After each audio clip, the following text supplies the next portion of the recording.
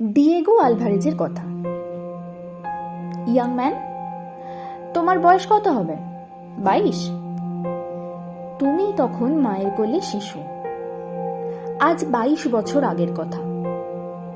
1888-89 সালের দিকে আমি কেপ কলোনির উত্তরের পাহাড় আর জঙ্গলের মধ্যে সোনার খনির সন্ধান করে বেড়াচ্ছিলাম। তখন বয়স ছিল কম। দুনিয়ার কোনো বিপদকেই বিপদ বলে গ্রাহ্য করতাম না। বুলাওয়ে শহর থেকে জিনিসপত্র কিনে একাই রওনা হলাম, সঙ্গে কেবল 2টি গাধা জিনিসপত্র বইবার জন্যে। জামবেজি নদী পার হয়ে চলেছি। পথ ও দেশ সম্পূর্ণ অজ্ঞাত। শুধু ছোটখাটো পাহাড়, ঘাস, মাঝে মাঝে কাফিরদের বস্তি। ক্রমে যেন মানুষের বাসও কমে এলো। এমন এক জায়গায় এসে পৌঁছানো গেল যেখানে এর আগে কখনো কোনো ইউরোপিয়ান আসেনি। যেখানেই নদী বা খাল দেখি, পাহাড় দেখি, সকলের আগে সোনার স্তরের সন্ধান করি। লোকে কত কি পেয়ে বড় মানুষ হয়ে গিয়েছে দক্ষিণ আফ্রিকায়। এ সম্বন্ধে বাল্যকাল থেকে কত কাহিনী শুনে এসেছিল। সেই সব গল্পের মোহই আমায় আফ্রিকায় নিয়ে এসে ফেলেছিল। কিন্তু বৃথাই 2 বছর ধরে নানা স্থানে ঘুরে বেড়ালো। কত অসহ্য কষ্ট সহ্য করলুম এই 2 বছরে। একবার তো সন্ধান পেয়েও হারালো। সেদিন একটা হরিণ শিকার করেছি সকালের দিকে। তাঁবু খাটিয়ে মাংস রান্না করে শুয়ে পড়লুম দুপুরবেলা। কারণ দুপুরের রোদে পথ চলা সেসব জায়গায় একরকম অসম্ভব। 115 ডিগ্রি থেকে 130 ডিগ্রি পর্যন্ত উত্তাপ হয় গ্রীষ্মকালে। বিশ্রামের পরে বন্দুক পরিষ্কার করতে গিয়ে দেখি বন্দুকের নলের মাছিটা কোথায় হারিয়ে ফেলেছি। মাছি না থাকলে রাইফেলের তাগ ঠিক হয় না। এদিক ওদিক কত খুঁজেও মাছিটা পাওয়া গেল না। কাছেই একটা পাথরের ঢিবি। তার গায়ে সাদা সাদা কি একটা কঠিন পদার্থ চোখে পড়ল। ঢিবিটার গায়ে সেই জিনিসটা নানা স্থানে আছে।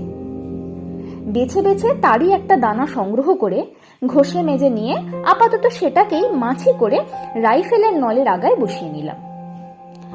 তারপর বিকেলে সেখান থেকে আবার উত্তরমুখে রওনা হয়েছি। দিন 15 পরে একজন ইংরেজের সঙ্গে সাক্ষাৎ হলো। সেও আমার মতো সোনা খুঁজে বেড়াচ্ছে। তার সঙ্গে 2 জন মাটাবেল কুলি ছিল। পরস্পরকে পেয়ে আমরা খুশি হলাম। তার নাম জিম কার্টার। আমারই মতো ভবঘুরে, তবে তার বয়স আমার চেয়ে বেশি। জিম একদিন আমার বন্দুকটা নিয়ে পরীক্ষা করতে গিয়ে হঠাৎ কি যেন দেখে আশ্চর্য হয়ে গেল।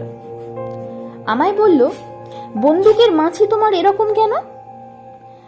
তারপর আমার গল্প শুনে সে উত্তেজিত হয়ে উঠল। বললে, তুমি বুঝতে পারোনি এ জিনিসটা খাঁটি রূপো, খনিজ রূপো। এ যেখানে পাওয়া যায় সাধারণত সেখানে রূপোর খনি থাকে। আমার আন্দাজ হচ্ছে 1 টন পাথর থেকে সেখানে অন্তত 9000 আউন্স রূপো পাওয়া যাবে। চলো সে জায়গাতে এক্ষুনি আমরা যাই। এবার আমরা লক্ষপতি হয়ে যাব। সংক্ষেপে বলি, তারপর কাটারকে সঙ্গে নিয়ে আমি যে পথে এসেছিলাম সেই পথে আবার এলাম। কিন্তু 4 মাস ধরে কত চেষ্টা করে, কত অসহ্য কষ্ট পেয়ে, কতবার বিরাট দিক দিশাহীন মরুভূমিবৎ ভেল্ডের মধ্যে পথ হারিয়ে মৃত্যুর দ্বার পর্যন্ত পৌঁছেও কিছুতেই আমি সে স্থান নির্ণয় করতে পারলাম না। যখন সেখান থেকে সেবার তাঁবু উঠিয়ে দিয়েছিলাম, অত লক্ষ্য করিনি জায়গাটা। আফ্রিকার ভেল্ডে কোনো চিহ্ন বড় একটা থাকে না, যার সাহায্যে পুরনো জায়গা খুঁজে বের করা যায়। সবই যেন একরকম। অনেকবার হয়রান হয়ে শেষে আমরা রূপোর খনির আশা ত্যাগ করে গুয়াই নদীর দিকে চললাম। জিম কার্টার আমাকে আর ছাড়লে না। তার মৃত্যু পর্যন্ত আমার সঙ্গে ছিল। তার সে শোচনীয় মৃত্যুর কথা ভাবলে এখনো আমার কষ্ট হয়। তৃষ্ণার কষ্টই এই ভ্রমণের সময় সবচেয়ে বেশি বলে মনে হয়েছিল আমাদের কাছে। তাই এখন থেকে আমরা নদীপথ ধরে চলব, এই স্থির করা গেল। বনে জন্তু শিকার করে খাই, আর মাঝে মাঝে কাফির বস্তি যদি পাই সেখান থেকে মিষ্টি আলু, মুরগি প্রভৃতি সংগ্রহ করি। একবার অরেঞ্জ নদী পার হয়ে প্রায় 50 মাইল দূরবর্তী একটা কাফির বস্তিতে আশ্রয় নিয়েছি। সেই দিন দুপুরের পরে কাফির বস্তির একটা মোড়লের মেয়ে হঠাৎ ভয়ানক অসুস্থ হয়ে পড়ল। আমরা দেখতে গেলাম। 5-6 বছরের একটা ছোট্ট উলঙ্গ মেয়ে মাটিতে পড়ে গড়াগড়ি দিচ্ছে। তার পেটে নাকি ভয়ানক ব্যথা। সবাই কাঁদছে ও দাপাদাপি করছে। মেয়েটার ঘাড়ে নিশ্চয়ই দানও চেপেছে, ওকে মেরে না ফেলে ছাড়বে না। তাকে ও তার বাপ মাকে জিজ্ঞেস করে এইটুকু জানা গেল যে সে বনের ধারে গিয়েছিল, আর তারপর থেকেই নাকি তাকে ভূতে পেয়েছে। আমি ওর অবস্থা দেখে বুঝলাম কোনো বনের ফল বেশি পরিমাণে খেয়ে ওর পেট কামড়াচ্ছে। তাকে জিজ্ঞেস করা হলো কোনো বনের ফল সে খেয়েছিল কিনা। সে বললে হ্যাঁ খেয়েছিল। কাঁচা ফল? মেয়েটা বললে ফল নয়, ফলের বীজ। সে ফলের বীজই খাদ্য। 1 ডোজ হোমিওপ্যাথিক ওষুধে তার ভূত ছেড়ে গেল। আমাদের সঙ্গে ওষুধের বাক্স ছিল। গ্রামে আমাদের খাতির হয়ে গেল খুব। 15 দিন আমরা সে গ্রামের সর্দারের অতিথি হয়ে রইলাম। ইল্যান্ডে হরিণ শিকার করি আর রাত্রে কাফিরদের মাংস খেতে নিমন্ত্রণ করি। বিদায় নেবার সময় কাফির সর্দার বললে, তোমরা সাদা পাথর খুব ভালোবাসো না? বেশ খেলবার জিনিস, নেবে সাদা পাথর? দাঁড়াও দেখাচ্ছি। একটু পরে সে একটা ডুমুর ফলের মতো বড় সাদা পাথর আমাদের হাতে এনে দিল। জিম ও আমি বিস্ময়ে চমকে উঠলাম। জিনিসটা হিরে, খনি বা খনির উপরকার পাথরের মৃত্তিকা স্তর থেকে পাওয়া পালিশ না করা হীরের টুকরো। কাফির সর্দার বললে, এটা তোমরা নিয়ে যাও। ওই যে দূরের বড় পাহাড় দেখছো, ধোঁয়া ধোঁয়া, এখান থেকে হেঁটে গেলে 1 চাঁদের মধ্যেই ওখানে পৌঁছে যাবে। ওই পাহাড়ের মধ্যে এরকম সাদা পাথর অনেক আছে বলে শুনেছি। অবশ্যই আমরা কখনো যাইনি। জায়গা ভালো নয়, ওখানে বুনিপ বলে উপদেবতা থাকে। অনেক চাঁদ আগেকার কথা। আমাদের গ্রামের 3 জন সাহসী লোক কারো বারণ না শুনে ওই পাহাড়ে গিয়েছিল, আর ফেরেনি। আরেকবারও একজন তোমাদের মতো সাদা মানুষ এসেছিল, সেও অনেক অনেক চাঁদ আগে। আমরা দেখিনি, আমাদের বাপ ঠাকুরদাদের আমলের কথা। সে গিয়েও আর ফেরে। কাফির গ্রাম থেকে বের হয়েই পথে আমরা ম্যাপ মিলিয়ে দেখলাম দূরের ধোঁয়া ধোঁয়া অস্পষ্ট ব্যাপারটা হচ্ছে রিক্টার্সফেল্ড পর্বতশ্রেণী, দক্ষিণ আফ্রিকার সর্বাপেক্ষা বন্য, অজ্ঞাত, বিশাল ও বিপদ সংকুল অঞ্চল। 2-1 জন দুর্ধর্ষ দেশ আবিষ্কারক বা ভৌগোলিক বিশেষজ্ঞ ছাড়া কোনো সভ্য মানুষ সে অঞ্চলে পদার্পণ করেনি। ওই বিস্তীর্ণ বনপর্বতের অধিকাংশ স্থানই সম্পূর্ণ অজানা। তার ম্যাপ নেই, তার কোথায় কি আছে কেউ বলতে পারে না। জিম কার্টার ও আমার রক্ত চঞ্চল হয়ে উঠল। আমরা দুজনেই তখনই স্থির করলাম ওই অরণ্য ও পর্বতমালা আমাদেরই আগমন প্রতীক্ষায় তার বিপুল রত্ন ভাণ্ডার লোকচক্ষুর আড়ালে গোপন করে রেখেছে। ওখানে আমরা যাব। কাফির গ্রাম থেকে রওনা হবার প্রায় 17 দিন পরে আমরা পর্বত শ্রেণীর পাদদেশে নিবিড় বনে প্রবেশ করলাম। আগেই বলেছি, দক্ষিণ আফ্রিকার অত্যন্ত দুর্গম প্রদেশে এই পর্বতশ্রেণী অবস্থিত। জঙ্গলের কাছাকাছি কোনো কাফির বস্তি পর্যন্ত আমাদের চোখে পড়ল না। জঙ্গল দেখে মনে হলো কাঠুরিয়ার কুঠার আজ পর্যন্ত এখানে প্রবেশ করেনি। সন্ধ্যার কিছু আগে আমরা জঙ্গলের ধারে এসে পৌঁছেছিলাম। জিম কার্টারের পরামর্শ মতো সেইখানেই আমরা রাত্রে বিশ্রামের জন্য তাঁবু খাটালাম। জিম জঙ্গলের কাঠ কুড়িয়ে আগুন জ্বালালে, আমি লাগলাম রান্নার কাজে। সকালের দিকে একজোড়া পাখি মেরেছিলাম, সেই পাখি ছাড়িয়ে তার রোস্ট করব, এই ছিল মতলব। পাখি ছাড়ানোর কাজে একটু ব্যস্ত আছি, এমন সময় জিম বললে, পাখি রাখো, 2 পেয়ালা কফি করো তো আগে। আগুন জ্বালানোই ছিল। জল গরম করতে দিয়ে আবার পাখি ছাড়াতে বসেছি, এমন সময় সিংহের গর্জন একেবারে অতি নিকটে শোনা গেল। জিম বন্দুক নিয়ে বেরুলো। আমি বললাম, অন্ধকার হয়ে আসছে, বেশি দূর যেও না। তারপরে আমি পাখি ছাড়াচ্ছি। কিছু দূরে জঙ্গলের বাইরে দুবার বন্দুকের আওয়াজ শুনলাম। একটুখানি থেকে আবার আর একটা আওয়াজ। তারপরেই সব চুপ। মিনিট 10 কেটে গেল। জিম আসে না দেখে আমি নিজের রাইফেলটা নিয়ে যেদিক থেকে আওয়াজ এসেছিল সেদিকে একটু যেতেই দেখি জিম আসছে। পেছনে কি একটা ভারী মতো টেনে আনছে। আমায় দেখে বললে, ভারী চমৎকার ছালখানা, জঙ্গলের ধারে ফেলে রাখলে হায়নাতে সাবার করে দেবে, তাঁবুর কাছে টেনে নিয়ে যাই চলো। দুজনে টেনে সিংহের প্রকাণ্ড দেহটা তাঁবুর আগুনের কাছে নিয়ে এসে ফেললাম। তারপর ক্রমে রাত হলে খাওয়া দাওয়া সেরে আমরা শুয়ে পড়লাম। অনেক রাত্রে সিংহের গর্জনে ঘুম ভেঙে গেল। তাঁবু থেকে অল্প দূরেই সিংহ ডাকছে, যদি অন্ধকারে বোঝা গেল না ঠিক কত দূরে। আমি রাইফেল নিয়ে বিছানায় উঠে বসলাম। জিম শুধু একবার বললে, সন্ধেবেলার সেই সিংহটার জুড়ি, বলেই সে নির্বিকার ভাবে পাশ ফিরে শুয়ে ঘুমিয়ে পড়ল।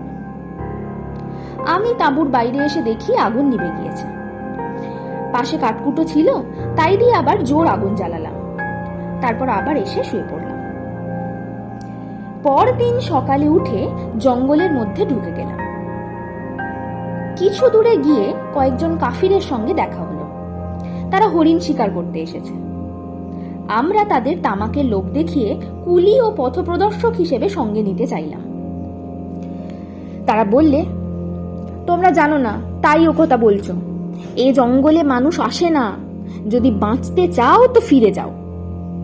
ওই পাহাড়ের শ্রেণী অপেক্ষাকৃত নিচু, ওটা পার হয়ে ওদিকে খানিকটা সমতল জায়গা আছে, ঘন বনে ঘেরা। তার ওদিকে আবার এর চেয়েও উঁচু পর্বত শ্রেণী। ওই বনের মধ্যে সমতল জায়গাটা বড় বিপজ্জনক। ওখানে বুনিপ থাকে। বুনিপের হাতে পড়লে আর ফিরে আসতে হবে না। ওখানে কেউ যায় না। আমরা তামাকের লোভে ওখানে যাব মরতে? ভালো চাও তো তোমরাও যেও না।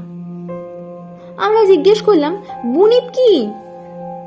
তারা সেটা জানে না, তবে তারা স্পষ্ট বুঝিয়ে দিলে বুনিপ কি না জানলেও সে কি অনিষ্ট করতে পারে সেটা তারা খুব ভালো রকমই জানে। ভয় আমাদের ধাতে ছিল না। জিম কাটারের তো একেবারেই না। সে আরো বিশেষ করে জেদ ধরে বসল, এই বুনিপের রহস্য তাকে ভেদ করতেই হবে, হিরে পাক আর নাই পাক। মৃত্যু যে তাকে অলক্ষিতে টানছে তখন যদি বুঝতে পারতাম। বৃদ্ধ এই পর্যন্ত বলে একটু হাঁপিয়ে পড়ল। শঙ্করের মনে তখন অত্যন্ত কৌতূহল হয়েছে। এ ধরনের কথা সে কখনো আর শোনেনি। মুমূর্ষু ডিয়েগো আলভারেজের জীর্ণ পরিচ্ছদ ও শিরাবহুল হাতের দিকে চেয়ে, তার পাকা ভুরুজোড়ার নিচেকার ইস্পাতের মতো নীল দীপ্তিশীল চোখ দুটোর দিকে চেয়ে শঙ্করের মন শ্রদ্ধায় আর ভালোবাসায় ভরে উঠল।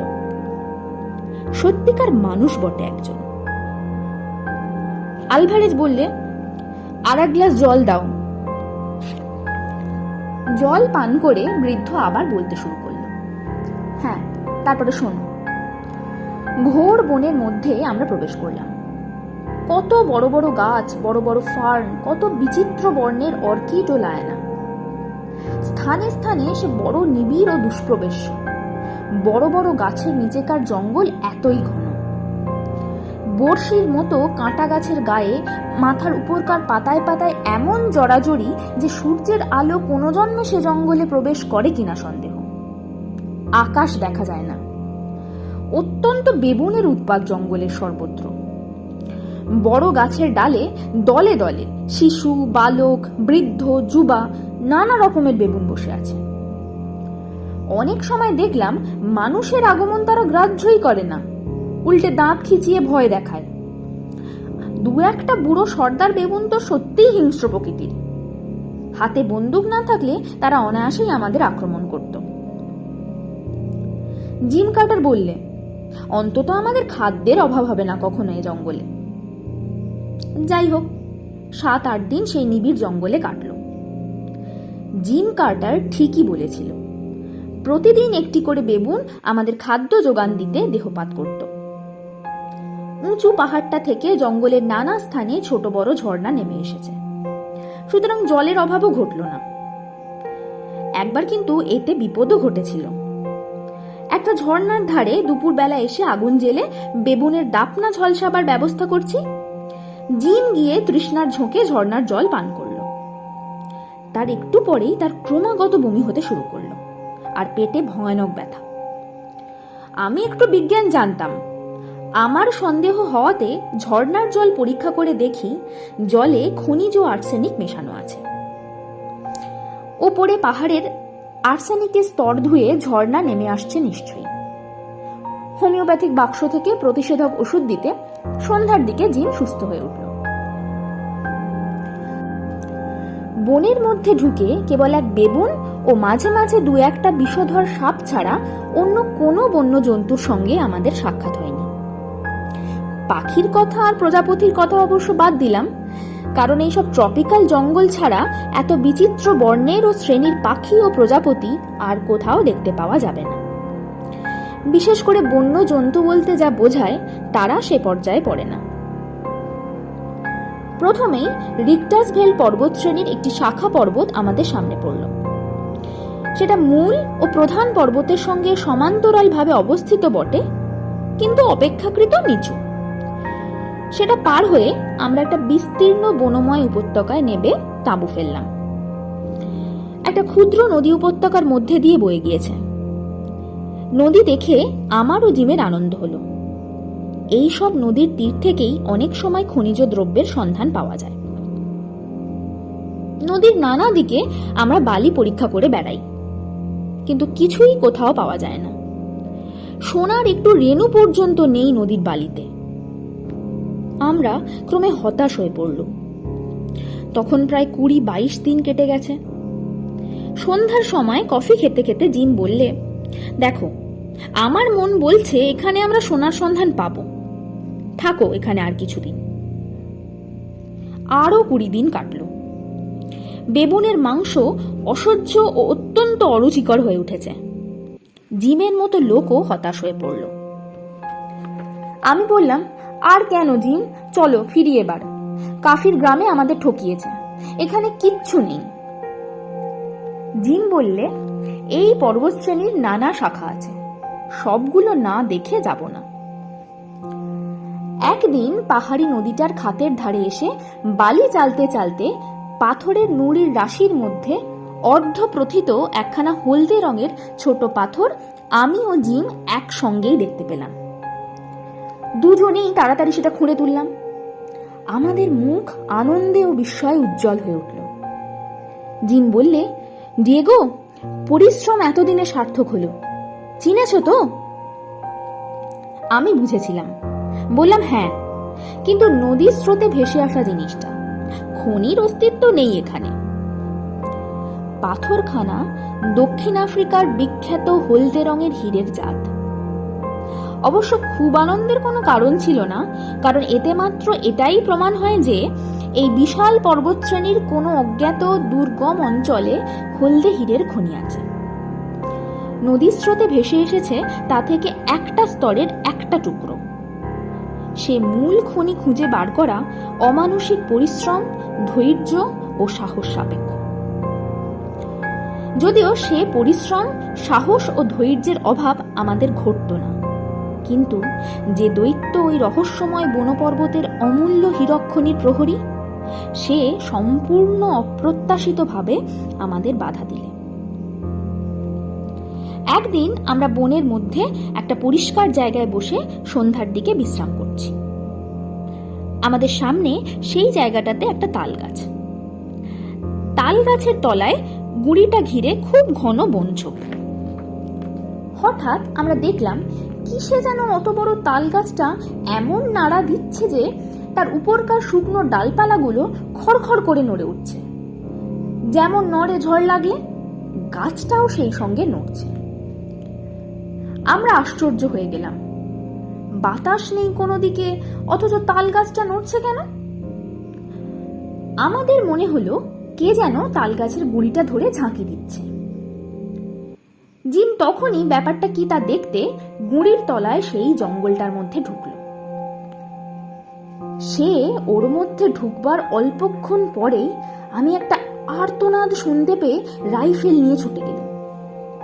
ঝোপের মধ্যে ঢুকে দেখি জিম রক্তাক্ত দেহে বনের মধ্যে পড়ে আছে। কোনো ভীষণ বলবান জন্তুতে তার মুখের সামনে থেকে বুক পর্যন্ত ধারালো নখ দিয়ে চিড়ে ফেড়ে দিয়েছে। যেমন পুরনো বালিশ ফেরে তুলো বার করে তেমনি। জিম শুধু বললে, সাক্ষাৎ শয়তান, মূর্তিমান শয়তান। হাত দিয়ে ইঙ্গিত করে বললে, পালাও পালাও। তারপরেই জিম মারা গেল। তাল গাছের গায়ে দেখি যেন কিসের মোটা শক্ত চোঁচ লেগে আছে। আমার মনে হলো কোনো ভীষণ বলবান জানোয়ার তাল গাছের গায়ে গা ঘষছিল। গাছটা ওরকম নড়ছিল সেই জন্যে। জন্তুটার অবশ্য কোনো পাত্তা পেলাম না। জিমের দেহ ফাঁকা জায়গায় বের করে আমি রাইফেল হাতে ঝোপের ওপারে গেলাম। সেখানে গিয়ে দেখি মাটির ওপরে কোনো অজ্ঞাত জন্তুর পায়ের চিহ্ন। তার পায়ে মোটে 3টে আঙুল। কিছু দূর গেলাম পায়ের চিহ্ন অনুসরণ করে। জঙ্গলের মধ্যে কিছু দূর গিয়ে গুহার মুখে পদচিহ্নটা ঢুকে গেল। গুহার প্রবেশ পথের কাছে শুকনো বালির ওপর সেই অজ্ঞাত ভয়ঙ্কর জানোয়ারটার বড় বড় 3 আঙুলে থাবার দাগ রয়েছে। তখন অন্ধকার হয়ে এসেছে। সেই জনহীন অরণ্যভূমি ও পর্বত বেষ্টিত অজ্ঞাত উপত্যকায় একা দাঁড়িয়ে আমি এক অজ্ঞাততর ভীষণ বলবান জন্তুর অনুসরণ করছি। ডাইনে চেয়ে দেখি প্রায়ান্ধকার সন্ধ্যায় সুউচ্চ ব্যাসাল্টের দেওয়াল খাড়া উঠেছে প্রায় 4000 ফুট। বনে বনে নিবিড় খুব উঁচুতে পর্বতের বাঁশবনের মাথায় সামান্য যেন একটু রাঙা রোদ, কিংবা হয়তো আমার চোখের ভুল, অনন্ত আকাশের আভা পড়ে থাকবে। ভাবলাম এ সময় গুহার মধ্যে ঢোকা বা এখানে দাঁড়িয়ে থাকা বিবেচনার কাজ হবে না। জিমের দেহ নিয়ে তাঁবুতে ফিরে এলাম। সারা রাত তার মৃতদেহ নিয়ে আগুন জেলে রাইফেল তৈরি রেখে বসে রইল। পরদিন জিমকে সমাধিস্থ করে আবার ওই জানোয়ারটার খোঁজে বের হলাম। কিন্তু মুশকিল হলো এই যে সে গুহা অনেক খুঁজেও কিছুতেই বের করতে পারলাম না। ওরকম অনেক গুহা আছে পর্বতের নানা জায়গায়। সন্ধ্যার অন্ধকারে কোন গুহা দেখেছিলাম কে জানে। সঙ্গীহীন অবস্থায় সেই মহাদুর্গম রিক্টার্সভেল পর্বতশ্রেণীর বনের মধ্যে থাকা চলে না। 15 দিন হেঁটে সেই কাফির বস্তিতে পৌঁছালাম। তারা চিনতে পারলে, খুব খাতির করলে। তাদের কাছে জিমের মৃত্যু কাহিনী বললাম। শুনে তাদের মুখ ভয়ে কেমন হয়ে গেল। ছোট ছোট চোখ ভয়ে বড় হয়ে উঠল। বললে, সর্বনাশ, বুনিপ, ওই ভয়েই তো ওখানে কেউ যায় না। কাফির বস্তি থেকে আর 5 দিন হেঁটে অরেঞ্জ নদীর ধারে এসে একখানা ডাচ লঞ্চ পেলাম। তাতে করে এসে সভ্য জগতে পৌঁছালাম। আমি আর কখনো রিক্টার্সভেল পর্বতের দিকে যেতে পারিনি। চেষ্টা করেছিলাম অনেক, কিন্তু বুয়ার যুদ্ধে এসে পড়ল। যুদ্ধে গেলাম। আহত হয়ে প্রিটোরিয়ার হাসপাতালে অনেক দিন রইলাম। তারপর সেরে উঠে একটা কমলা লেবুর বাগানে কাজ পেয়ে সেখানেই এতদিন ছিলাম। বছর 4-5 শান্ত জীবনযাপন করবার পরে ভালো লাগলো না, তাই আবার বের হয়ে পড়েছিলাম। কিন্তু বয়স হয়ে গিয়েছে অনেক। ইয়াং ম্যান, এবার আমার চলা বোধহয় ফুরবে।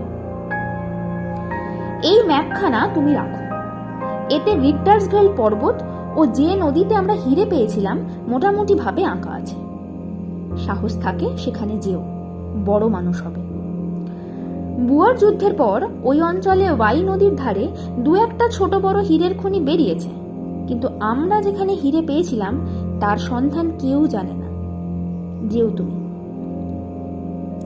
ডিয়েগো আলভারেজ গল্প শেষ করে আবার অবসন্নভাবে বালিশের গায়ে ভর দিয়ে শুয়ে পড়ল।